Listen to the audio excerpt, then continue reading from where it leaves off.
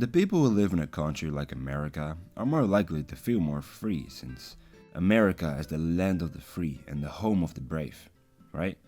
Well, you see, according to Stoic philosophy, the concept of freedom is the ability to exercise our own judgment and be able to choose how we respond to external events. In other words, true freedom is in this sense not dependent on our own circumstances, but rather on our own mindset and the choices we make. To them, it requires us to develop certain qualities within ourselves, such as wisdom, self-control, and resilience. And by doing so, we would become less attached to external things and more focused on our own inner resources. But in general, freedom means something like the power or right to act, speak, and think as one wants to, and the state of not being imprisoned or enslaved. But now that I think about it, is this alone what is required to feel and to be genuinely free? There are people who act, speak, and think however they want to, but still feel that they're somewhat imprisoned. And there are also people who are literally imprisoned, who feel more freedom in their life than a lot of people do who are free. Also, how does one know that they are free? Maybe by freedom of speech or freedom of thought.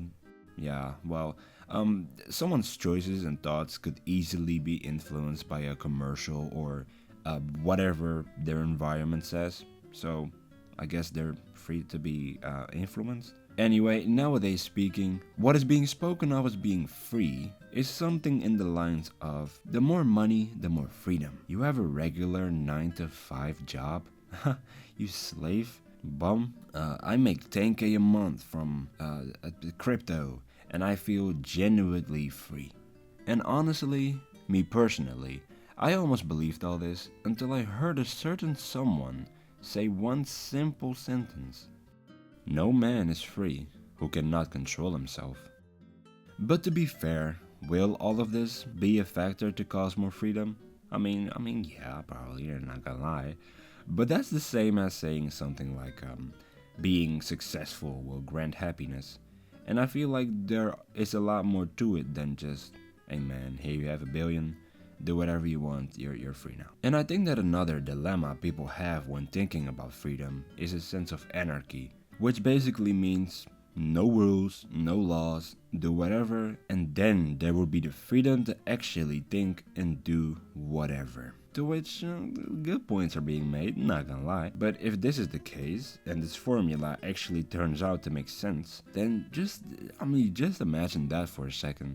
There will be no laws from now on, no rules, and every single human being could actually do whatever they pleased, regardless of other people. If that's called true freedom, would it then even be good for us? How many people would live in fear? How many stores would get robbed? And how many people would still go to the job that they don't like doing? Or go to the school that they hate?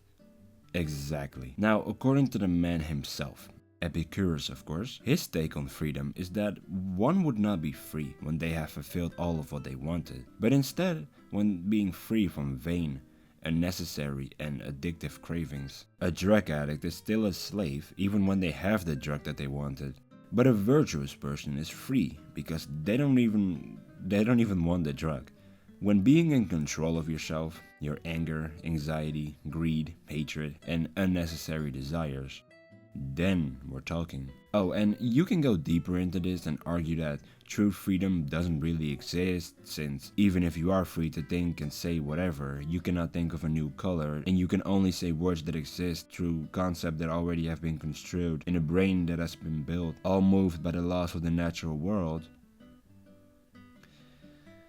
But that just goes way too deep for my taste. I'm not doing that. And in conclusion, I think the ones who are the most free are not necessarily the ones who are the most rich, but the ones who have the most control of their own mind, body, and soul. That sounds vague. You're able to be in control of yourself, is what I'm trying to say. Or something like that. Thank you for watching. Take care.